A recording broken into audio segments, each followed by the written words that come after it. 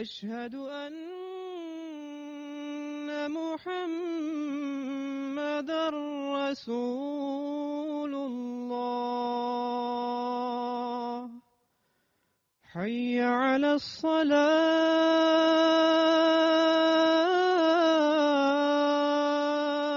الصلاة. حي على الصلاة.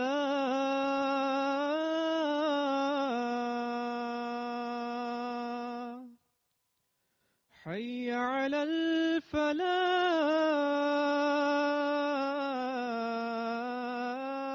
الفلاح. حي على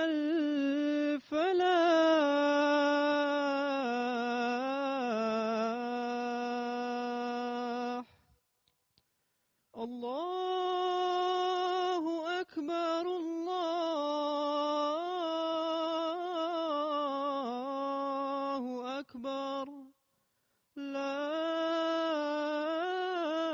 إله إلا الله.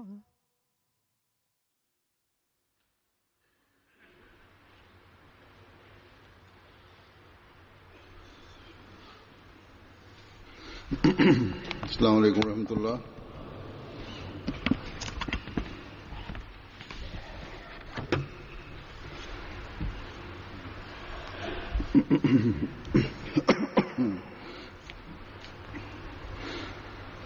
أشهد أن لا إله إلا الله وحده لا شريك له وأشهد أن محمدًا عبده ورسوله. أما بعد فأعوذ بالله من الشيطان الرجيم. بسم الله الرحمن الرحيم. الحمد لله رب العالمين. الرحمن الرحيم. مالك يوم الدين. إياك نعبد وإياك نستعين. اهدنا الصراط المستقيم. صراط الذين أنعمت عليهم غير المغضوب عليهم ولا الضالين. أفلا ينظرون إلى الإبل كيف خلقت وإلى السماء كيف رفعت وإلى الجبال كيف نصبت وإلى الأرض كيف سطحت.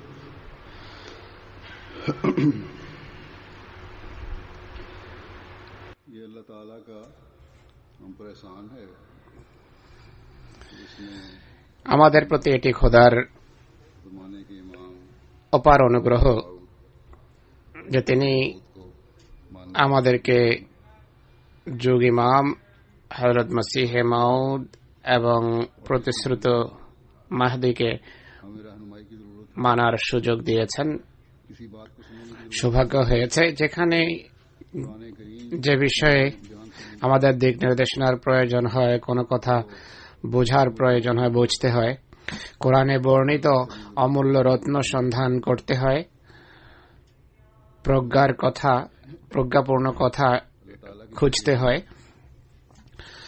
তখন খোদার প্রেরিত এই মহাপুরুষের গ্রন্থ বা রচনাবলী ও উক্তি আমাদের কাজে আসে, যা আমাদের জিজ্ঞাসার উত্তর দেয় বা যা আমাদের সমস্যার সমাধান করে। আমি যে আয়াতগুলো তেলাওয়াত করেছি, दूसरी रकत প্রায় সময় জুমায় আমরা পড়ি। জুমার নামাজের দ্বিতীয় রাকাতে पहली आयत সূরা গাশিয়ার এই আয়াত আসে। এই যে আয়াতগুলো আমি তেলাওয়াত করেছি সেগুলোর প্রথমটি হলো আফালা ইয়ানজুরুনা ইলাল ইবলি কাইফা খুলিকাত, অর্থাৎ তোমরা কি উট বা উষ্ট্রগুলোর আশ্চর্যজনক সৃষ্টির প্রতি इस्लाम ने फरमाई है। দৃষ্টিপাত করো না।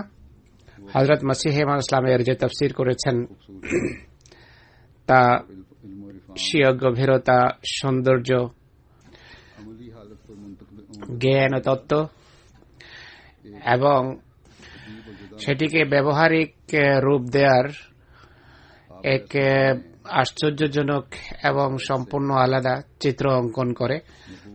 তিনি আলাইহিসসালাতু ওয়াসসালাম এই আয়াত থেকে নবুয়ত ও ইমামের আনুগত্যের বিষয়টি সমাধান করেছেন। নবুয়ত जुड़ने वाला ও ইমামতের সাথে বা নবী ও ইমামতের সাথে সম্পৃক্ত লোকদের জন্য যে মৌলিক বিষয় হয়ে থাকে তা হল পূর্ণ আনুগত্য। ऊंट के लफ्ज से এই বিষয়টি তিনি এবল বা উট শব্দের সাথে সংশ্লিষ্ট করে, সংযুক্ত করে এটি ব্যাখ্যা করেছেন। বাহ্যত বিষয়টা অদ্ভুত মনে হয় যে উট আর নবুয়ত ইমামতের কি বা আন্তঃসম্পর্ক থাকতে পারে, কিন্তু যেভাবে তিনি বিষয় বর্ণনা করেছেন তার মাধ্যমে এই বিষয়গুলোর পরস্পরের সাথে সম্পৃক্ততার বা সংশ্লিষ্টতার আশ্চর্যজনক জ্ঞান এবং বুৎপত্তি আমাদের অর্জন হয়। আমি তার তাফসীর তুলে ধরছি। তিনি বলেন, কোরআন শরীফে অবতীর্ণ আয়াত আফালা ইয়ানজুরুনা ইলাল ইবিলি কাইফা খুলিকাত के मसले को हल करने के वास्ते নবুয়ত এবং ইমামতের বিষয় সমাধানের ক্ষেত্রে সহায়ক একটি আয়াত। উট শব্দের আরবিতে 1,000 মতো প্রতিশব্দ আছে। এই শব্দগুলোর মাঝে এবেল শব্দ যে নেওয়া হয়েছে তার রহস্য কি? এলাল জামালে শব্দও তো ব্যবহার হতে পারত, কেননা উটকে জামালও বলা হয় আরবিতে।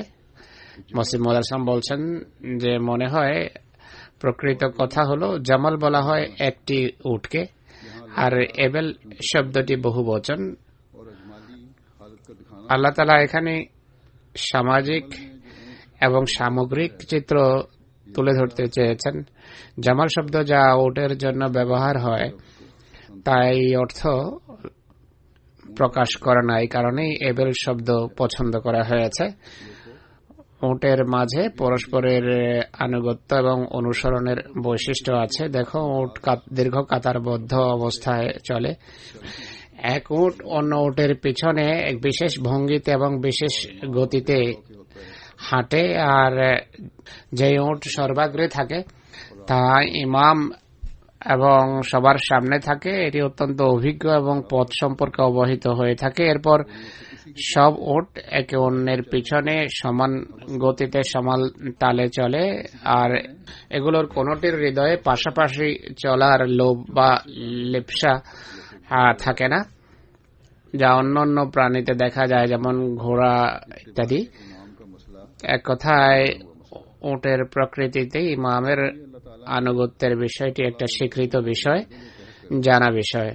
সেই কারণে আল্লাহ তাআলা আফালা ইয়ানজুরুনা ইলাল ইবলি বলে উটের সেই অবস্থার প্রতি ইঙ্গিত করেছেন যখন উট সারিবদ্ধভাবে সফর করে। একইভাবে সামাজিক ও সমষ্টিগত ঐক্য বজায় রাখার জন্য এক ইমাম থাকা অবধারিত, আবশ্যক। প্রথম কথায় আমাদের স্মরণ রাখতে হবে एक इमाम हो। সামাজিক এবং সমষ্টিগত ঐক্য বজায় রাখার জন্য এক ইমাম থাকা আবশ্যক। একইভাবে একথাও স্মরণ থাকে যে সারি বানানো হয় সফরের সময়। অতএব এই দুনিয়ার সফর অতিক্রমের জন্য যতক্ষণ এক ইমাম না থাকবে মানুষ হাবুডুবু খেয়ে ধ্বংস হয়ে যায়। এই দুনিয়ার জীবনও একটি সফরই, এক্ষেত্রে এক ইমাম থাকা আবশ্যক যিনি পথের দিশা দেবেন। এছাড়া ওট অধিক ভারবাহী এবং দীর্ঘ পথ পাড়ি দিতে পারে। এর মাধ্যমে ধৈর্য এবং সহ্যের শিক্ষা আমরা লাভ করতে পারি। ওটের আরেকটি বৈশিষ্ট্য হলো দীর্ঘ সফরে বেশ কয়েকদিনের পানি মজুদ করে রাখে, উদাসীন হয় না পথের বিপদ আপদ সম্পর্কে। তাই মোমেনকেও সবসময় সফরের জন্য প্রস্তুত থাকা উচিত, সাবধান থাকা উচিত। আর সর্বোত্তম পাথেয় হলো তাকওয়া বা খোদাভীতি। মুসলিম ইসলাম বলছেন যে উনজুর শব্দ থেকে প্রতিভাত হয় যে এই দেখা এক বালকের দেখা নয়, বরং এর মাধ্যমে আনুগত্যের শিক্ষা লাভ হয়। যেভাবে উটে সামাজিক এবং ঐক্যের দিকটা দেখানো হয়েছে, যেভাবে উটের মাঝে ইমামের আনুগত্যের বৈশিষ্ট্য রয়েছে, একইভাবে মানুষের জন্য আবশ্যক হলো ইমামের আনুগত্যকে নিজের স্বতন্ত্র বৈশিষ্ট্য হিসাবে অবলম্বন করা। উট যে মানুষের সেবক, তাদের মাঝেও এই বৈশিষ্ট্য রয়েছে। কাইফা খোলেকাতে এই সামগ্রিক কল্যাণ রাজের প্রতি ইঙ্গিত করা হয়েছে, যা উটের সামগ্রিক অবস্থা থেকে মানুষ লাভ করে থাকে। সুতরাং এই যুগে আল্লাহ তাআলা যেখানে স্বীয় প্রতিশ্রুতি এবং মহানবী হযরত মুহাম্মদ সাল্লাল্লাহু আলাইহি ওয়াসাল্লামের ভবিষ্যৎবাণী অনুসারে আমাদের জন্য হযরত মসিহ মউদ আলাইহিস সালাতু ওয়াস সালামকে পাঠিয়েছেন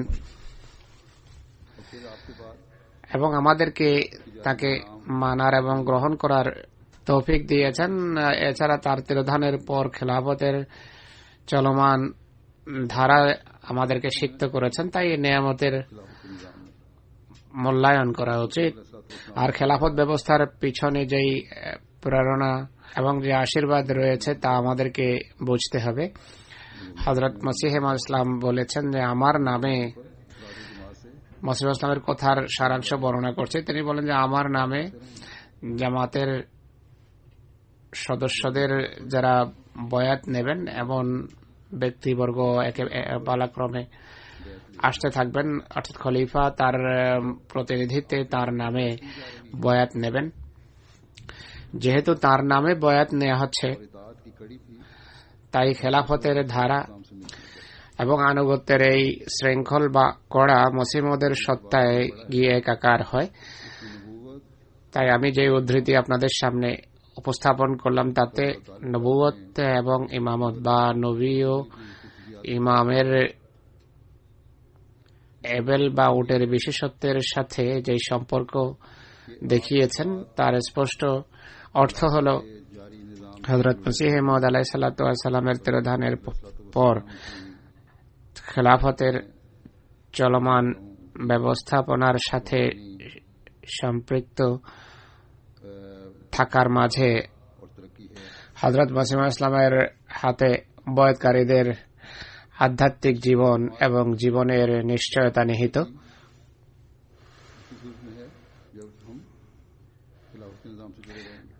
জামাতের উন্নতি তখনই সম্ভব যদি আমরা খেলাফত ব্যবস্থার সাথে সম্পৃক্ত এবং সংশ্লিষ্ট থাকি। আর এতেই শয়তানি আক্রমণ থেকে আত্মরক্ষার বা শয়তানি আক্রমণ থেকে বেঁচে চলার উপকরণ নিহিত আছে।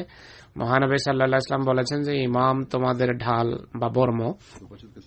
এই বর্ম বা ঢালের ছায়ায় যদি থাকো তাহলে নিরাপদ থাকবে। আর এই বর্ম বা ঢালের পিছনে থাকার অর্থ হলো পূর্ণ আনুগত্য করো, নিজেদের সারিতে চলো, সারিবদ্ধ অবস্থায় চলো, যে সারি তোমাদের জন্য নির্ধারণ করা হয়েছে। এর বিন্দুমাত্র বাইরে যাবে বা বিচ্যুত হবে তখন তোমরা হাবুডুবু খাবে এবং পথ হারানোর আশঙ্কা দেখা দেবে। এছাড়া আনুগত্যের প্রেক্ষাপটে মহানবী সাল্লাল্লাহু আলাইহি ওয়াসাল্লামের এই উক্তিও স্মরণ রাখা উচিত যে ওমান আতা আমিরি ফাকাদ আতানি আতানি ওমান আসা আমিরি ফাকাদ আসানি, যে আমার আমিরের আনুগত্য করে সে আমার আনুগত্য করে, আর যে আমার আমিরের প্রতি অবাধ্য হয় সে আমার অবাধ্যতা করে। আমিরের আনুগত্য সম্পর্কে মহানবী সাল্লাল্লাহু আলাইহি সাল্লামের আরো অনেক উক্তি রয়েছে। অনুরূপভাবে কোরআনেও বিভিন্ন জায়গায় আনুগত্যের নির্দেশ দেয়া হয়েছে, তাদের শিক্ষা দেয়া হয়েছে। কেননা এটি একমাত্র রহস্য যা জামাতের উন্নতির জন্য জানা আবশ্যক। প্রত্যেক সে ব্যক্তির এটি জানা চাই যে জামাতের সাথে সম্পৃক্ত। তাই জামাতের সভ্য এবং সদস্যদের এই কথা বোঝা একান্ত আবশ্যক। বিশেষ করে আজকের যুগে যখন স্বাধীনতার নামে সে সকল ভ্রান্ত দৃষ্টিভঙ্গির প্রসার করা হয় যে কেন আমরা বিধিনিষেধ মেনে চলবো, কেন আমাদের উপর বিধিনিষেধ আরোপ করা হবে, কেন বিভিন্ন বিষয়ে আমরা স্বাধীন নই। এক আহমদী মুসলমানকে স্মরণ রাখা উচিত যে ইসলাম সকল বৈধ স্বাধীনতা দিয়েছে স্বীয় মান্যকারীদের। যতটা স্বাধীনতা ইসলামে রয়েছে তা কদাচ অন্য কোন ধর্মে দেখবেন বরং নেই। কিন্তু কিছু সীমারেখা যে নির্ধারণ করেছে ইসলাম, তা মানুষের নিজের চরিত্রের সংশোধনের জন্য, নৈতিক সংশোধনের জন্য, আধ্যাত্মিক উন্নতির জন্য জামাতের ঐক্য এবং জামাতের উন্নতি কল্পে তা দেয়া হয়েছে। আর এই সীমারেখার মাঝে জীবনযাপন করা আবশ্যক। এখানে আমি ওহদাদার বা পদাধিকারীদের বলবো যে যদি জামাতি উন্নতিতে সহায়ক হতে হয়, নিজেকে স্থূল করা যদি পদের উদ্দেশ্য না হয়ে থাকে, নিজের আমির পিপাসা নিবারণ যদি পদ গ্রহণের উদ্দেশ্য না হয়, তাহলে আনুগত্যের বিষয়টি বোঝার সবচেয়ে বেশি প্রয়োজন রয়েছে ওহদাদারদের বা পদাধিকারীদের। সকল স্তরের সকল পর্যায়ের ওহদাদারদের কথা বলছি। যদি ওহদাদার বা পদাধিকারী এই বিষয়টি বুঝে, তাহলে জামাতের সভ্য এবং সদস্যরা নিজ থেকেই এদিকে মনোযোগ দেবেন, মনোযোগ নিবদ্ধ করবেন। সকল স্তরে সকল পর্যায়ে এতায়াতের উন্নত দৃষ্টান্ত আমরা দেখতে পাব। উটের মতো সারির অনুসরণ করতে আমরা দেখব। একই গতিপথ, একই অভিমুখে সবাইকে অগ্রসর হতে দেখব। ইমামের তালে তাল মিলিয়ে তাদেরকে আমরা অগ্রসর হতে দেখব। অতএব আমির, প্রেসিডেন্ট এবং অন্যান্য ওহদাদার বা পদাধিকারীরা প্রথমে আত্মজিজ্ঞাসা করুন, আপনাদের আনুগত্যের মান কেমন? প্রত্যেক নির্দেশ যা খলিফাতুল মসির পক্ষ থেকে আসে তা কি আপনারা কোন দ্বিধাদ্বন্দ্ব ছাড়া শিরোধার্য করেন, মেনে চলেন, নাকি এর অর্থ করা আরম্ভ করেন, ব্যাখ্যা আরম্ভ করেন? যদি ব্যাখ্যা আরম্ভ করেন তাহলে এটি কিন্তু আনুগত্য নয়। হাদিসে মহানবী সাল্লাল্লাহু আলাইহি ওয়াসাল্লামের যুগের একটি ঘটনা আমরা দেখতে পাই। গলিতে চলতে গিয়ে তার এক সাহাবী হযরত আব্দুল্লাহ বিন মাসউদ বসে যাও মর্মে আওয়াজ শোনেন। আওয়াজ শুনে তিনি বসে যান। সাথে সাথে আওয়াজ শুনে কথা বলেননি যে এই নির্দেশ মসজিদে যারা উপস্থিত রয়েছে তাদের জন্য, বরং আওয়াজ তার কানে এসেছে এবং বসে যান। আর বসা অবস্থায় এক এক পা করে মসজিদের দিকে অগ্রসর হতে থাকেন। এক ব্যক্তি দেখে জিজ্ঞেস করে যে আপনার কি হয়েছে? এইভাবে হামাগুড়ি দিয়ে মসজিদের দিকে অগ্রসর হচ্ছেন। তিনি রাদিয়াল্লাহু আনহু উত্তরে দিয়েছেন যে ভিতর থেকে মহানবী সাল্লাল্লাহু আলাইহি সাল্লামের আওয়াজ আমার কর্ণগোচর হয়। সে ব্যক্তি বলল যে এই নির্দেশ মসজিদে উপস্থিত লোকদের জন্য। তিনি রাদিয়াল্লাহু আনহু উত্তর দেন যে এটি আমার ভাবার বিষয় নয় যে এটিকে মসজিদে উপস্থিত লোকদের জন্য নাকি বাহিরের জন্য না আমার জন্য। এই নির্দেশ সবার জন্য। আল্লাহ রসুলের ধ্বনি এবং আওয়াজ আমার কানে এসেছে, আমি আনুগত্য করেছি, এটি আমার উদ্দেশ্য। তো এই হলো আনুগত্যের প্রকৃত মান বা মাপকাঠি, যে মানে আমাদের উপনীত হতে হবে। কোন কোন ওহদাদার খলিফা ওয়াক্তের পক্ষ থেকে যখন কোনো দিক নির্দেশনা আসে, কোনো নির্দেশ আসে, তারা সেই নির্দেশ মানেও, কিন্তু বড় দ্বিধাদ্বন্দ্ব থাকে, তাদের ইচ্ছা থাকে না, তাদের ইচ্ছা হয় না তাদের সেই নির্দেশ মান্য করার।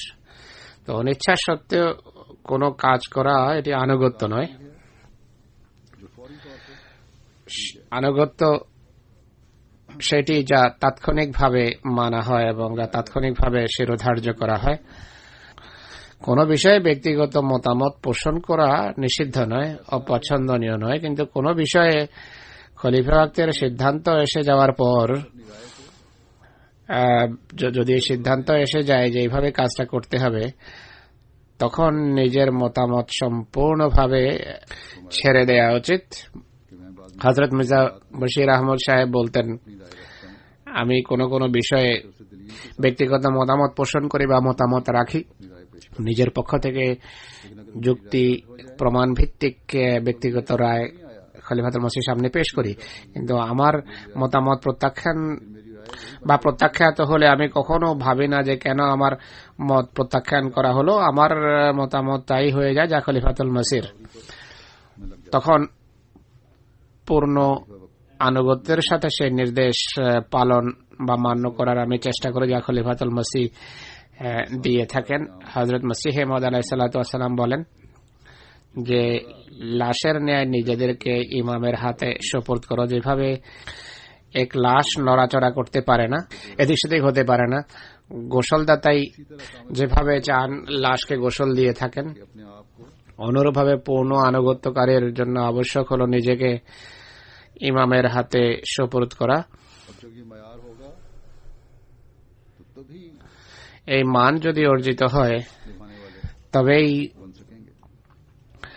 বয়াতের অঙ্গীকার রক্ষাকারী আপনারা গণ্য হতে পারেন। কেবল তবেই আল্লাহ এবং রসুলের উল্লেখিত নির্দেশিত এতাআতের মানে উপনীত হতে পারেন। তাই আমাদের প্রত্যেকেই যে বয়াতের অঙ্গীকার করেছে তাকে নিজের মাঝে শুধু এই চিন্তা চেতনা সৃষ্টি করলেই হবে না, বরং কার্যত তার প্রমাণ দিতে হবে। নবাগতদের জন্য এবং সন্তান সন্ততির জন্য দৃষ্টান্ত স্থাপন করতে হবে। জ্যেষ্ঠদের উচিত হবে যুবকদের জন্য উন্নত দৃষ্টান্ত স্থাপন করা, যেন তাদের দৃষ্টান্ত দেখে তাদের সন্তান সন্ততি এবং যুবকরা শিখতে পারে। আর সবচেয়ে উপর থেকে নিচে পর্যন্ত আপাদমস্তক সকল ওহদাদার বা পদাধিকারীকে এই মানে উপনীত হবে, এই দৃষ্টান্ত স্থাপন করতে হবে। এখানে কোনো কোনো মানুষের মাথায় এই প্রশ্ন জাগে,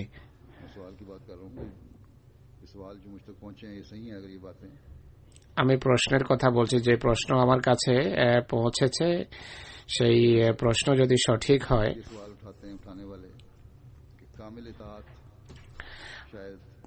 যারা প্রশ্নের অবতারণা করে তারা প্রশ্ন করে যে পূর্ণ আনুগত্য হয়তো ক্ষতির কারণ হতে পারে।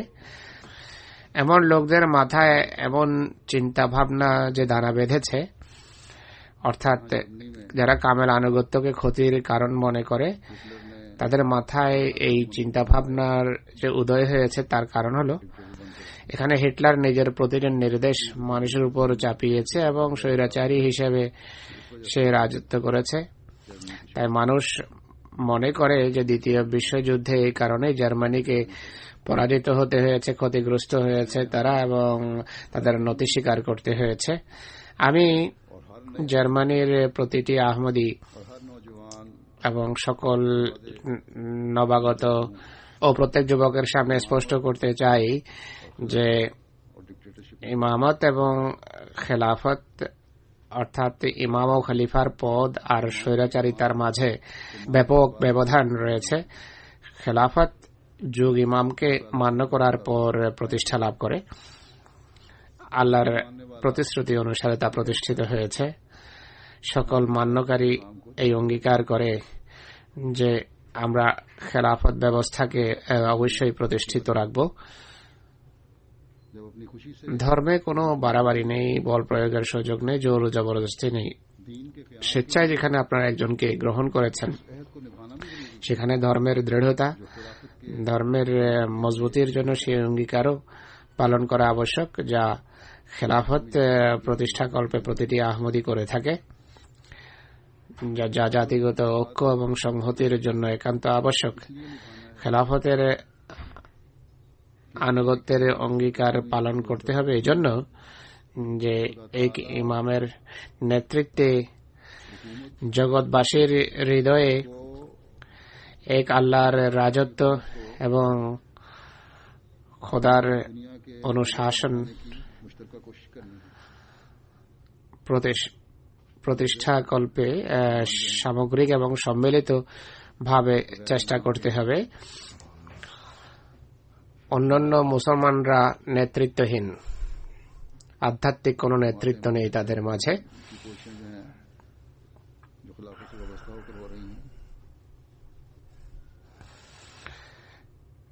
খেলাফতের ছত্রছায়ায় জামাতে আহমদিয়া যত চেষ্টা করছে, সেই সকল চেষ্টা প্রচেষ্টার ক্ষেত্রে সাফল্য বলছে যে ইসলাম মুসলমানদের কাছে প্রকৃত শিক্ষা রয়েছে। সেই শিক্ষা থাকা সত্ত্বেও ইসলামের প্রকৃত শিক্ষার অনুসরণে জামাতে আহমদিয়া যেই সাফল্য লাভ করছে তা খেলাফতের সাথে সম্পৃক্ত থাকার কারণে, খেলাফতের সাথে সংশ্লিষ্ট থাকার কারণে আমরা লাভ করছি। এরপর খেলাফতের একটি উদ্দেশ্য হল মানুষের প্রাপ্য অধিকার প্রদানের প্রতি মনোযোগ আকর্ষণ, সে সমস্ত অধিকারের কথা স্বীকার করানো আর অধিকার প্রতিষ্ঠা আর সম্মিলিতভাবে প্রাপ্য অধিকার প্রদানের ক্ষেত্রে সচেষ্ট হওয়া, ধর্মকে জাগতিকতার উপর প্রাধান্য দেয়ার উদ্দেশ্যে জামাতের সদস্য এবং সভ্যদের মাঝে প্রেরণা সৃষ্টি করা আর তাদের মনোযোগ এদিকে আকর্ষণ করা যে ধর্ম অবশ্যই জাগতিকতার উপর অগ্রগণ্য হওয়া চাই, আর এতেই তোমাদের জীবন নিহিত, এতেই তোমাদের ভবিষ্যৎ প্রজন্মের স্থায়িত্ব এবং নিশ্চয়তা নিহিত। আর এই প্রেরণা সঞ্চার করা খেলাফতের কাজ। খেলাফত প্রতিষ্ঠার সর্বাত্মক চেষ্টা এটিও খেলাফতেরই কাজ, খেলাফতেরই দায়িত্ব। যেখানে জাগতিক নেতৃবৃন্দের উদ্দেশ্য জাগতিক হয়ে থাকে, নিজেদের জাগতিক রাজত্বের সীমানা সম্প্রসারণেই তাদের কাজ হয়ে থাকে, তাদের সকল চিন্তা চেতনা এরই মাঝে সীমাবদ্ধ থাকে। অন্যদের করতলগত করা বা অধীনস্থ করাই তাদের কাজ। দুনিয়ার প্রতি দৃষ্টিপাত করে দেখুন, নিজ দেশের সীমানা পেরিয়ে তারা অন্যান্য দেশের স্বাধীনতাকে কুক্ষিগত করতে চায়। নির্বাচিত রাজনীতিবিদ হোক বা স্বৈরাচারী হোক, দুনিয়ার শাসকদের কাজ এটাই হয়ে থাকে। মিথ্যা অহমিকা এবং মিথ্যা আত্মসম্মান বোধের খাতিরে ইনসাফকে পদদলিত করাই এদের কাজ হয়ে থাকে, যা আমরা মুসলমান বিশ্বেও দেখি এবং অন্যত্র তা আমাদের চোখে পড়ে। কোন এমন স্বৈরশাসক আছে যে প্রজাদের সাথে ব্যক্তিগত সম্পর্ক রাখে? খলিফায়ে ওয়াক্ত পৃথিবীতে সর্বত্র ছড়িয়ে ছিটিয়ে থাকা সকল জাতি এবং সকল প্রজন্মের আহমদীদের সাথে ব্যক্তিগত সম্পর্ক রাখেন। তাদের ব্যক্তিগত পত্র আসে, ব্যক্তিগত বিষয়াদির কথা তাতে উল্লেখ থাকে। নিত্যদিনের পত্রগুলো দেখুন আমার, দুনিয়ার লোকদের জন্য এটি অবিশ্বাস্য বিষয় बसने वाले যে খেলাফতই अहमदी की পৃথিবীতে तवज्जो देते বসবাসকারী इनके लिए প্রতিটি আহমদীর ব্যক্তিগত দুঃখ কষ্টের বিষয়ে সংবেদনশীল হয়ে থাকে। এদের জন্য খলিফায়ে ওয়াক্ত দোয়া করে। दुआएं भी करते এমন কোন জাগতিক নেতা আছে যে অসুস্থ এবং রুগ্ন মানুষের জন্য দোয়া করে? मुस्लिम कौम के এমন কোন নেতা আছে बेचैन और उनके लिए दुआ যে স্বজাতির মেয়েদের বিয়ের ব্যাপারে দুশ্চিন্তাগ্রস্ত থাকেন এবং তাদের জন্য দোয়া করেন? এমন নেতা কোথায় तो फिक्र हो बच्चों की तालीम যে हुकूमत बेशक तालीमी इदारे भी खोलती है, ছেলে মেয়েদের सेहत के इदारे भी खोलती है, পড়ালেখার ব্যাপারে দুশ্চিন্তাগ্রস্ত থাকে?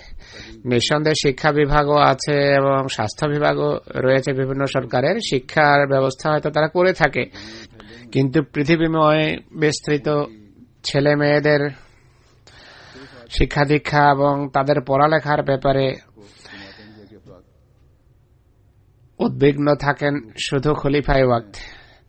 কেবল জামাতে আহমদিয়ার সদস্যরাই সেই সৌভাগ্যবান মানুষ যাদের ব্যাপারে খলিফায়ে ওয়াক্ত চিন্তিত থাকেন যে তারা প্রকৃত শিক্ষায় শিক্ষিত হোক। তাদের স্বাস্থ্যের ব্যাপারে তিনি চিন্তাগ্রস্ত থাকেন। गरज के বিয়ে শাদীর বিষয় রয়েছে। এক কথায় পৃথিবীময় বিস্তৃত আহমদীদের ऐसा সমষ্টিগত বা ব্যক্তিগত এমন কোনো বিষয় নেই और उसके हाल के लिए वो যার উপর খলিফায়ে ওয়াক্তের দৃষ্টি নেই বা যার সমাধানের ব্যাপারে খলিফায়ে ওয়াক্ত ব্যবহারিক প্রচেষ্টার পাশাপাশি আল্লাহর দরবারে সেজদাবনত হন না, দোয়া করেন না তার দরবারে। আমিও এবং আমার পূর্বের খলিফারাও এইসব কাজই তো করেছেন। बेशुमार আমি এক সংক্ষিপ্ত চিত্র অঙ্কন করলাম মাত্র। किए हैं। অগণিত এমন কাজ আছে যে আল্লাহ তাআলা খলিফায়ে ওয়াক্তের दुनिया का कोई হাতে সুপুর্দ করেছেন, যে কাজ তাকে করতে হবে। পৃথিবীর এমন কোনো দেশ নেই যেখানে तस्वुर में রাতে ঘুমানোর পূর্বে, এমন কোনো দেশ নেই যেখানে কল্পনার জগতে আমি পৌঁছি না আর শয়নে জাগরণে তাদের জন্য দোয়া করি না। नहीं बता रहा कि कोई आसान है, এই কথাগুলো আমি এই জন্য বলছি না যে আমি কারো উপর কোনো অনুগ্রহ করছি, এটি আমার দায়িত্ব। এই দায়িত্ব আমি অধিক সফলতার সাথে পালন করার তৌফিক পাবো আল্লাহর কাছে, এই দোয়াই আমার থাকবে। खिलाफत আমার এসব কিছু বলার উদ্দেশ্য হলো मुआवजा हो ही नहीं सकता। খেলাফত এবং জাগতিক নেতৃবৃন্দের কোনো তুলনাই নেই। এমনিতে এটি একটি जब मैं सिर्फ ভ্রান্ত কাজ। किताब के जिक्र অনেক সময় জাগতিক বিভিন্ন নেতৃবৃন্দের কাছে কথায় কথায় আমার প্রাত্যহিক পত্রের কথা উল্লেখ করি, মানুষের ব্যক্তিগত এবং দাপ্তরিক পত্রের কথা যখন উল্লেখ করি তারা আশ্চর্য হয়, বলে যে এটি কিভাবে সম্ভব। তাই কোনো তুলনার প্রশ্নই ওঠে না। को भी दूर कर दूं, गो के কিছু মানুষের এই ভ্রান্ত ধারণা আমি দূরীভূত করতে চাই। যদিও ইতিপূর্বেও বয়াতের শর্তাবলী সংক্রান্ত খুতবায় এর বিস্তারিত আলোচনা আমি করেছি।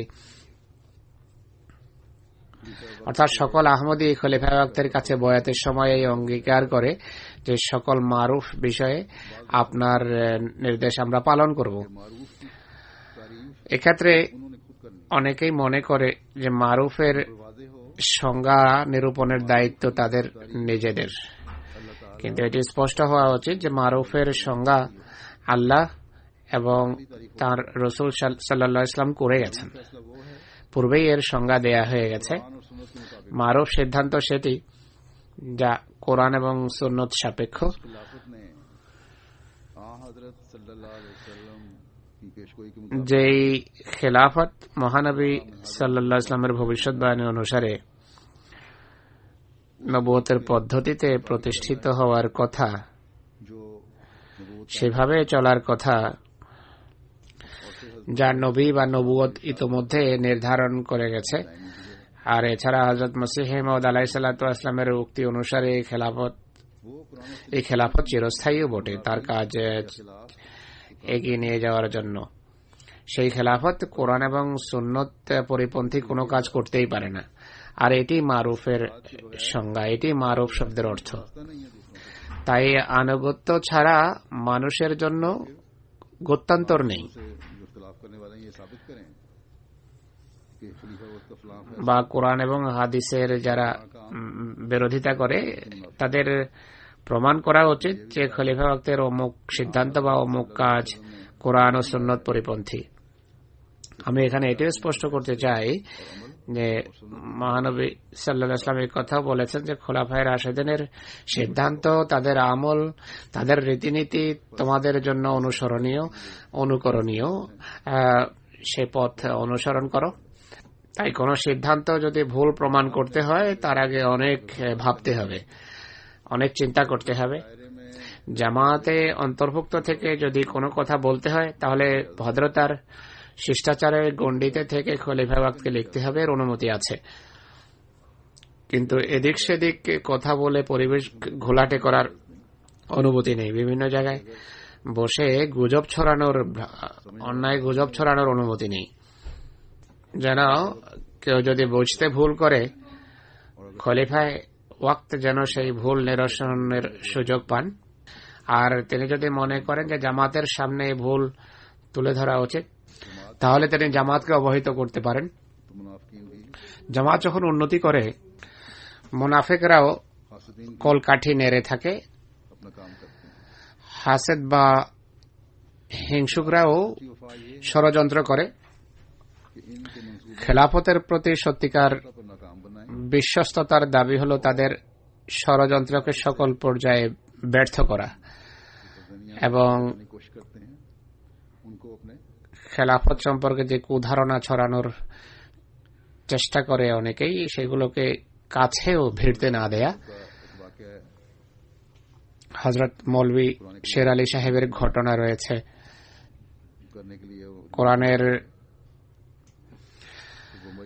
কোরআনের অনুবাদের জন্য তিনি লন্ডন আসছিলেন।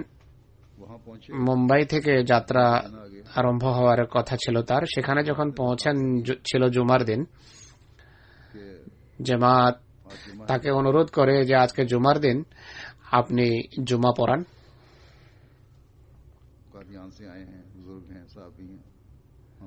আপনি কাদিয়ান থেকে এসেছেন, বুজুর্গ মানুষ, সাহাবী, আমরাও যেন কল্যাণমণ্ডিত হতে পারি। জামাতের মানুষ তাকে জানতো না, পূর্বেও দেখেনি, আর তিনিও তাদেরকে জানতেন না। তিনি খুতবা এভাবে দেন যে, দেখো, তোমরা আমাকে জানো না, চিনো না, অনেকে আমাকে দেখেওনি। তোমরা আমাকে জুমার জন্য দাঁড়াতে বলেছ, আমাকে ইমাম নিযুক্ত করেছ। ইসলামী শিক্ষা হলো, যদি ইমাম নামাজ পড়াবার সময় কোনো ভুল করে, তোমরা শুধু সুবহানাল্লাহ বলবে।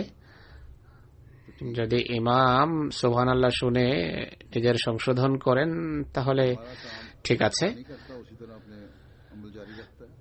যদি সংশোধন না করেন, যদি সেইভাবেই নামাজ পড়ান যেভাবে পড়াচ্ছিলেন, তাহলে তোমাদের কাজ হবে পূর্ণ আনুগত্যের সাথে তার সাথে উঠা বসা করা। নিজের মতো করে নামাজ পড়ার তোমাদের কোনো অধিকার নেই। তার মতো করে তোমাদেরকে উঠতে হবে, বসতে হবে এবং রুকু করতে হবে।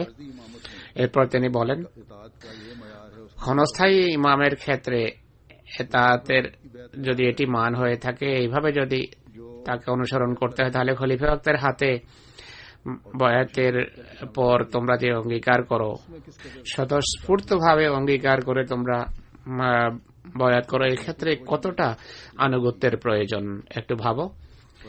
তোমরা নিজেরা জেনে বুঝে, জেনে শুনে বয়াত করেছ। তাই স্মরণ রেখো যে বয়াতের অঙ্গীকার রক্ষার জন্য আনুগত্য একান্ত আবশ্যক। হযরত মসিহ মাউঊদ ইসলাম বলেন যে ইতাআত বা আনুগত্য এমন একটি বিষয়, যদি আন্তরিকভাবে তা করা হয় তাহলে হৃদয়ে একটি জ্যোতি এবং আত্মায় এক প্রশান্তি এবং আলো সৃষ্টি হয়। মুজাহিদা বা চেষ্টা, প্রচেষ্টা ও সংগ্রামের তত প্রয়োজন নেই যতটা ইতাআত বা আনুগত্যের প্রয়োজন রয়েছে। অবশ্য ইতাআত এবং আনুগত্য সত্যিকার অর্থে করা হলো শর্ত, আর এটি একটি কঠিন বিষয়। ইতাআত বা আনুগত্য করতে গিয়ে নিজের কামনা বাসনার উপর ছুরি চালানো আবশ্যক, এছাড়া এতাত বা আনুগত্য সম্ভবই নয়। প্রবৃত্তির চাওয়া পাওয়া বা কামনা বাসনা এমন একটি বিষয় যে বড় বড় একত্ববাদীদের হৃদয়েও তা প্রতিমা হিসাবে বদ্ধমূল হয়ে যেতে পারে। বড় বড় একত্ববাদীও অনেক সময় তাদের গণ্ডি থেকে বেরিয়ে যায়, মূর্তি এবং প্রতিমা হৃদয়ে লালন করে। তিনি বলেন, কোন জাতি হিসেবে অস্তিত্ব লাভ করতে পারে না, আর তাদের ভিতর জাতিগত চেতনা সৃষ্টি হতে পারে না যতক্ষণ পর্যন্ত আনুগত্যের প্রকৃত রীতি এবং নীতি অনুসরণ না করবে। তিনি বলেন যে মতভেদ পরিহার করো আর একজনেরই আনুগত্য করো, যার আনুগত্যের আল্লাহ তাআলা নির্দেশ দিয়েছেন। এরপর এমন জামাত যা করতে চায় তা হয়ে যায়। আল্লাহর হাত জামাতের উপর থাকে। এতে এই রহস্যই নিহিত যে আল্লাহ তাআলা একত্ববাদকে পছন্দ করেন, আর এই ঐক্য, এই তাওহীদ যতক্ষণ এতাত বা আনুগত্য না করা হবে প্রতিষ্ঠিত হওয়া সম্ভব নয়। ইসলামের ইতিহাসে আমরা দেখি যে সাহাবীরা পূর্ণ আনুগত্য এতাতের কল্যাণে জীবন বিসর্জন দিতেও দ্বিধা করেননি। মাত্র কয়েক বছরের ভিতর সারা পৃথিবীতে ইসলামকে বিস্তৃত করেন। এটি এতাতেরই ফল ছিল। এর অর্থ এই নয় যে যুদ্ধের মাধ্যমে ইসলাম বিস্তার লাভ করেছে। এর অর্থ হল তারা তাবলীগও করেছেন। যখন যুদ্ধের মুখোমুখি হতে হয়েছে, শত্রুর সংখ্যাগরিষ্ঠতা, শত্রুর সংখ্যা এবং তাদের আক্রমণ তাদের কাজের পথে বাধা সৃষ্টি করতে সফল হয়নি। এতাতের প্রকৃত আন্তরিকতা তাদের মাঝে ছিল। বিশাল সৈন্য রাশির বা শত্রু বাহিনীর সামনে দাঁড়াতে তারা দ্বিধা করেননি। পক্ষান্তরে আমরা দেখি যে হযরত মূসার মান্যকারীরা প্রকৃত অর্থে এতাত না করার কারণে দীর্ঘ 40 বছর নিজেদেরকে পুরস্কার থেকে বঞ্চিত রেখেছে। তাই যদি উন্নতি করতে হয় তাহলে এই যুগের জিহাদ প্রধানত নিজের তরবিয়তের জিহাদ, এছাড়া সেই জিহাদও হওয়া আবশ্যক যা তাবলীগের মাধ্যমে হবে, আর খলিফায়ে ওয়াক্তের অনুসরণে তার এতাতের মাধ্যমে হবে, আর তার নির্দেশ পালন করতে হবে, সেইভাবে আমল করতে হবে যার দৃষ্টান্ত হযরত মসিহ মাউদ আলাইহিস সালাম উটের দৃষ্টান্তের মাধ্যমে স্পষ্ট করেছেন। দ্বিতীয় প্রকৃতি বা ফিতরত হওয়া চাই আনুগত্য, বরং সবকিছুর উপর ইমামের আনুগত্যকে প্রাধান্য দিতে হবে। হযরত মসিহ মাউদ আলাইহিস সালামের তাফসীরের আলোকে আমি কথা আরো এগিয়ে নিয়ে যেতে চাই। ধ্বংস এড়ানোর জন্য, হাবুডুবু খাওয়ার হাত থেকে রক্ষা পাওয়ার জন্য নিজেদের আনুগত্যকে বা এতাতকে আনুগত্যের সুমহান মানে উপনীত করতে হবে, উপনীত করা আবশ্যক।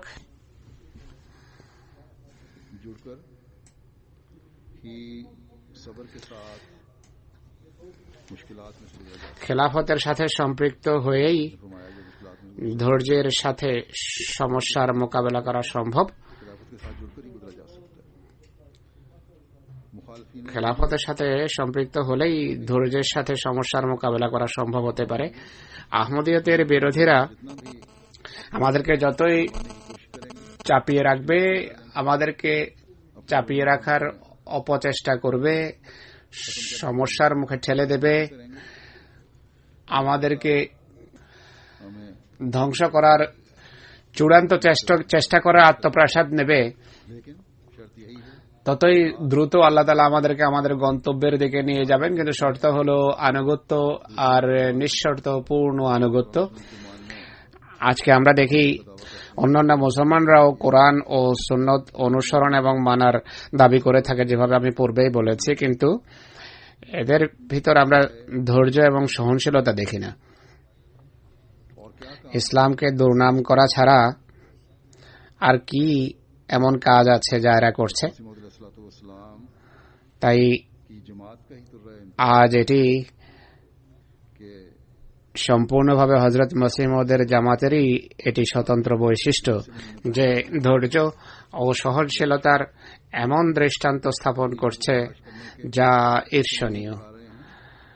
কষ্ট এবং দুঃখ সহ্য করার এমন দৃষ্টান্ত রেখে যাচ্ছে যা কেবল ইসলামের প্রথম যুগের মুসলমানদের মাঝে দেখা যায়। আর ওয়া আখারিনা মিনহুম লাম্মা ইয়ালহাকু বিহিম এর অর্থ এর মাধ্যমে স্পষ্টভাবে প্রতিভাত হয়। এছাড়া হযরত মসিহ মাউদ আলাইহিস সালাম বলেন যে উট সফরের জন্য পানি জমা রাখে,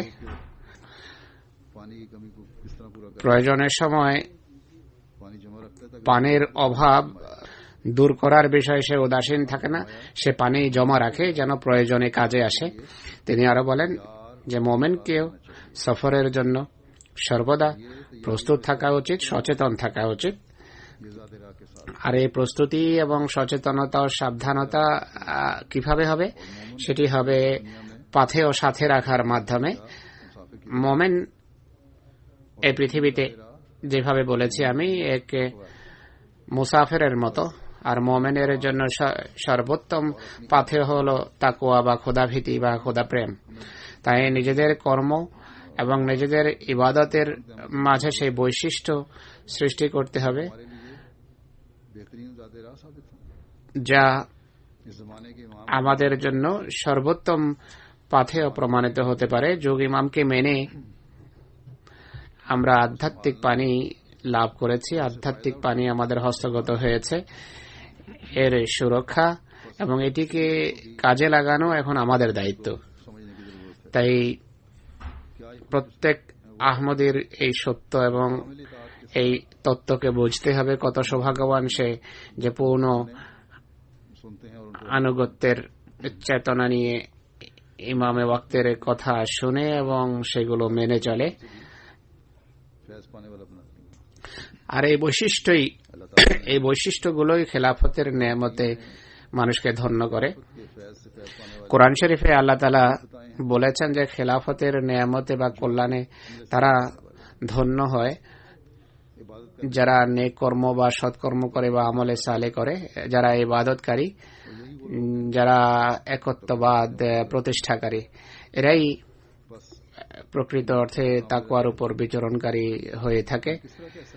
এই কথাগুলোর বর্তমানে আমরা কিভাবে বলতে পারি যে খেলাফতেরও উদ্দেশ্য হলো জাগতিক, বা খেলাফতের উদ্দেশ্য দুনিয়ার কীটদের মতোই জাগতিক লক্ষ্য এবং উদ্দেশ্য চরিতার্থ করার পিছনে যারা ছুটে তাদের আধ্যাত্মিকতার সাথে কোনো সম্পর্ক থাকে না। তারা সমস্ত জাগতিক উপায় উপকরণ থাকা সত্ত্বেও প্রায় সময় সফল হয় না, তাদের জাগতিক উদ্দেশ্য চরিতার্থ হয় না। সফলতা বলা হয় চূড়ান্ত বিজয়কে, কিন্তু সেই বিজয় তাদের অর্জন হয় না। কিন্তু খোদার সন্তুষ্টি অর্জনকারী এবং তাকওয়ার পথে বিচরণকারীদের উদ্দেশ্য এবং লক্ষ্য জাগতিক জয় বা পরাজয় নয়, বরং পূর্ণ আনুগত্যের সাথে আল্লাহর নৈকট্য অর্জন করা এবং তাকওয়ার ক্ষেত্রে উন্নতি হয়ে থাকে তাদের উদ্দেশ্য।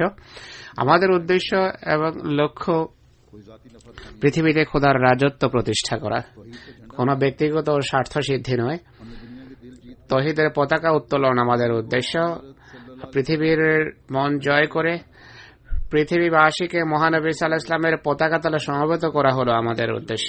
এই উদ্দেশ্য সাধনের জন্যই আমাদের সমস্ত তাবলীগী কর্মকাণ্ড হয়ে থাকে। এই উদ্দেশ্য বা এই লক্ষ্য অর্জনের জন্যই আমাদের দোয়ার প্রতি মনোযোগ থেকে থাকে এবং থাকা উচিত। তাই খেলাফত এই সকল লক্ষ্য অর্জনের জন্যই কাজ করে চলেছে। কিন্তু আমি যেভাবে বলেছি এর জন্য এই বিষয়টা বুঝতে হবে যে খেলাফত কাকে বলে, খেলাফত কি। আর এটি তখন বোঝা সম্ভব যখন পূর্ণ আনুগত্যে মানুষের বিশ্বাস থাকবে। কোন ব্যক্তি নিজেকে যত বড় আলেম, চিন্তাবিদ বা বক্তা মনে করুক না কেন, যদি এতাআত বা আনুগত্য না থাকে তাহলে না জামাতে আহমদিয়ায় তার কোনো স্থান আছে, না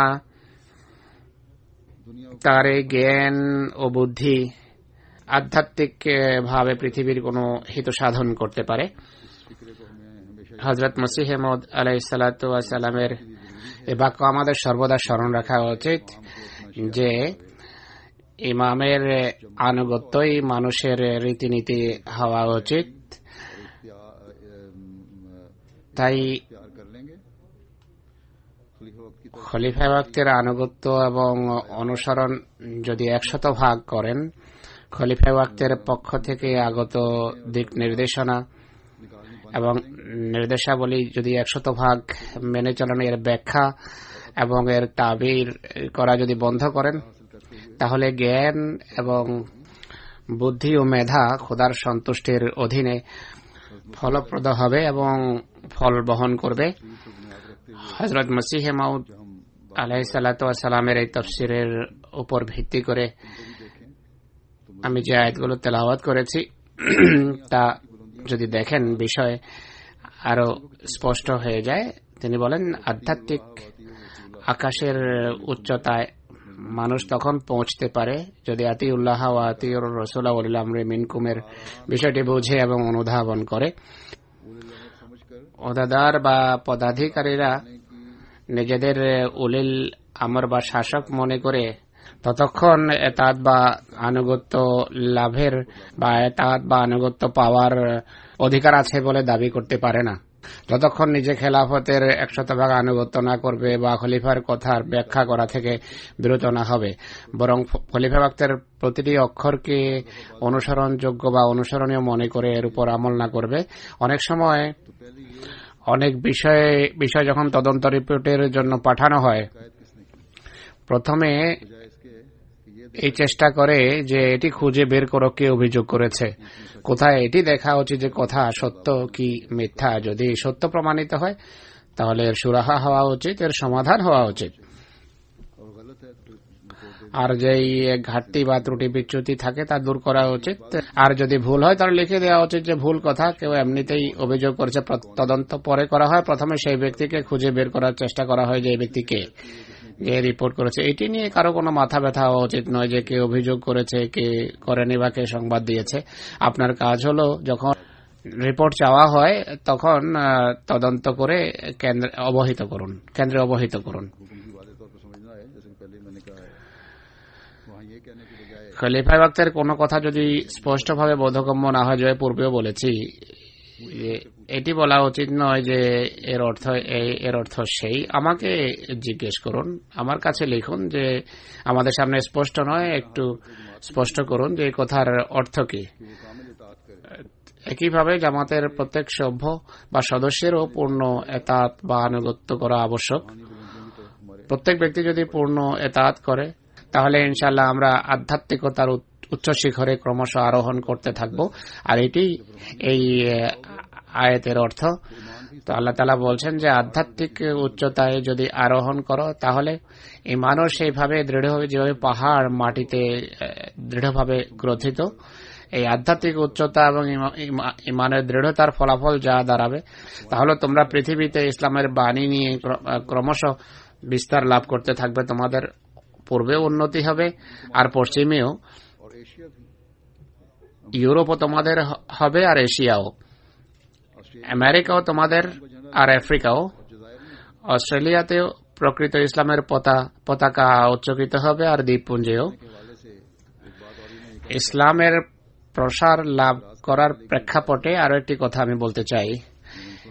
এক আপত্তিকারীর কথা আমি শুনেছি এখানে। আপনাদের অনেকেই চিন্তিত হয়ে পড়ে যে হযরত মুসলিম মাউদ রাদিয়াল্লাহু আনহু যে বলেছেন যে জার্মানি যদি জয় করা হয় তাহলে পুরো ইউরোপ জয় হয়ে গেল। জলসায় একটা ব্যানার ছিল এই ধরনের। কেউ দেখে আপত্তি করেছে যে আপনারা যেন এখানে জার্মানি জয় করতে এসেছেন। বাহ্যত আপনারা ভালোবাসার নারা উচ্চকিত করেন, নমনীয়তা কমলতার নারা উচ্চকিত করেন। নমনীয়তা ও কমলতার অন্তরালে আপনাদের পরিকল্পনা হলো বড় ভয়াবহ। এই কথা যে বলেছে এটি তারও বুদ্ধির অভাব বা বোঝার অভাব, বুদ্ধিহীনতা বা দুষ্কৃতিও বলা যায়। যদি দুষ্কৃতি হয়ে থাকে তাহলে এটি ভয়ানক। এইভাবে মুসলমানদের বিরুদ্ধে বা জামাতের বিরুদ্ধে মানুষকে উত্তেজিত করার একটা ষড়যন্ত্র। আর যে বোঝাচ্ছে তারও বুদ্ধির অভাব, অনর্থক সে চিন্তিত হচ্ছে যে আল্লাহ জানে প্রশ্নের ফলে কি না হয়ে যায়। সচরাচর স্থানীয় মানুষ এখানে যারা বসবাস করে, জার্মানরা বুদ্ধিমান বিবেকবান, তারা বোঝে যে জামাত সারা বিশ্বে তবলিগি কার্যক্রম পরিচালনা করছে, মানব সেবামূলক কর্মকাণ্ড পরিচালনা করছে, ইসলাম সেবা করছে। তাদের উদ্দেশ্য হল ইসলামের অনুপম শিক্ষা সম্পর্কে পৃথিবীকে অবহিত করে তাদেরকে ইসলামের নিকটতর করা এবং ইসলাম ভুক্ত করা। বিজয়ের অর্থ মোটেই এটি নয় যে আমরা তরবারির মাধ্যমে ক্ষমতার আসনে বসব। আমরা সর্বপ্রথম এই ঘোষণা করে থাকি যে ধর্মের বিষয়ে কোনো বল প্রয়োগের সুযোগ নেই। এটি প্রত্যেক ব্যক্তির ব্যক্তিগত বিষয়, তাই এটি নিয়ে চিন্তা করার কি আছে, দুশ্চিন্তার কি আছে। আমি যেভাবে বলেছি যে আমরা পৃথিবীতে তবলিগের কাজ করছি, কেবল জার্মানি বা ইউরোপের প্রশ্ন আসবে কেন? আমাদেরকে তো ইনশাআল্লাহ সারা পৃথিবী জয় করতে হবে, কিন্তু তরবারির বলে নয়, মন জয় করতে হবে। মন জয়ের মাধ্যমে, ইসলামের আকর্ষণীয় শিক্ষার মাধ্যমে, মানুষের মন জয়ের মাধ্যমে। হযরত মুসলিম মওউদ যদি এই বাক্য বলে থাকেন, এই কথা বলে থাকেন, তাহলে এটি জার্মান জাতির মাহাত্ম্য বর্ণনার উদ্দেশ্যে বলেছিলেন। এক জার্মান নূতন আহমদীকে তিনি আমন্ত্রণ জানিয়েছিলেন। তার যুগে এক জার্মান নূতন আহমদী, নূতন বয়াতকারী সেখানে এসেছিল। তিনি বলেন যে ইউরোপের নেতা হলো জার্মান, তাদের মাহাত্ম্য বর্ণনা করছেন। ইউরোপের নেতা জার্মান, তাদের ভিতর নেতৃত্বের বৈশিষ্ট্য আছে। এরা যদি ইসলাম বুঝে তাহলে নিশ্চিত হতে পারে যে তারা সেই পুরো ইউরোপকে ইসলাম বুঝাবে এবং ইউরোপ তাদের কথা মানবে। হযরত মুসলিম ওদের কথা সত্য, আজ এটি প্রমাণিত হচ্ছে। ইউরোপিয়ান ইউনিয়নকে দেখুন আপনারা, জার্মানির নেতৃত্ব সুলভ যোগ্যতায় সামনে আসে, সবাই তাদের দিকেই চেয়ে থাকে। এই ক্ষেত্রে না তরবারির কোনো প্রশ্ন আছে, না কোনো কঠোরতার, বরং ইসলামের প্রেম, প্রীতি, ভালোবাসাপূর্ণ শিক্ষা এবং আল্লাহর সাথে সম্পর্ক স্থাপনের কথা বলা হচ্ছে। এই শিক্ষা মানব হৃদয়ে প্রথিত করার কথা বলা হচ্ছে। পরশু উইজবাদেনে মসজিদের ভিত্তি রাখা হয়েছে। 4 শতাধিক স্থানীয় মানুষ, জার্মান মানুষ তাতে অংশগ্রহণ করে। আমি সংক্ষিপ্তভাবে ইসলামী শিক্ষার আলোকে সেখানে আলোচনা করেছি। সবাই, প্রায় সকলেই বিনা ব্যতিক্রমে এটি বলেছে যে এটি আমাদের হৃদয়ের আওয়াজ। আজ আমরা ইসলাম বোঝার সুযোগ পেয়েছি। হুজুর বলছেন যে আমাদের স্মরণ রাখতে হবে যে যদি আল্লাহর কাছে সাহায্য চেয়ে নিষ্ঠা এবং বিশ্বস্ততার সাথে আমরা কাজ করা অব্যাহত রাখি, তাহলে এদের মধ্য থেকে বা তাদের ভবিষ্যৎ প্রজন্মের ভিতর থেকে মানুষ ইসলাম বুঝবে এবং আল্লাহ যাকে চাই, যার জন্য চাইবেন তাকে গ্রহণের তৌফিক দেবেন। তাই ভীতত্রস্ত হওয়ার কোনো প্রয়োজন নেই, দুশ্চিন্তাগ্রস্ত হওয়ারও দরকার নেই, দ্বিধাদ্বন্দ্বের শিকার হওয়ার প্রয়োজন নেই, ডিফেন্সিভ হওয়ারও দরকার নেই, আর এমন উত্তর দেওয়ারও প্রয়োজন নেই যা হতে ভীরুতা প্রকাশ পায়। জাগতিক কোন রাজত্ব বা সরকার আমাদের উদ্দেশ্য নয়, আমাদের প্রয়োজনও নেই। খোদার ভালোবাসা, খোদা প্রেম হৃদয় সৃষ্টি করা, খোদার সামনে মানুষকে ঝুঁকানো আমাদের কাজ। এই কাজ ইনশাল্লাহ আমরা অব্যাহত রাখবো। আর এই কাজের জন্য আর এই লক্ষ্য অর্জনের জন্য সকল আহমদীর খেলাফতের প্রতি পূর্ণ আনুগত্য আবশ্যক। আল্লাহ তাআলা সবাইকে তৌফিক দান করুন।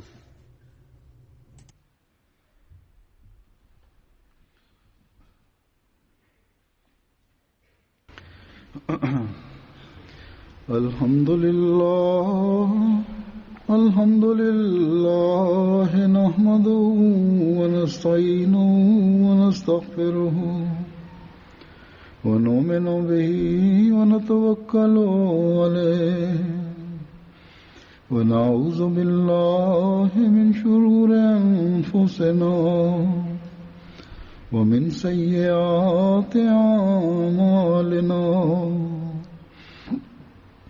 من يهده الله فلا مضل له ومن يضلل فلا هادي له ونشهد أن لا إله إلا الله ونشهد أن محمدا عبده ورسوله عباد الله رحمكم الله إن الله يأمر بالعدل والإحسان وإيتاء ذي القربى وينهى عن الفحشاء والمنكر والبغي يعظكم لعلكم تذكرون اذكروا الله يذكركم وادعوه يستجب لكم ولذكر الله أكبر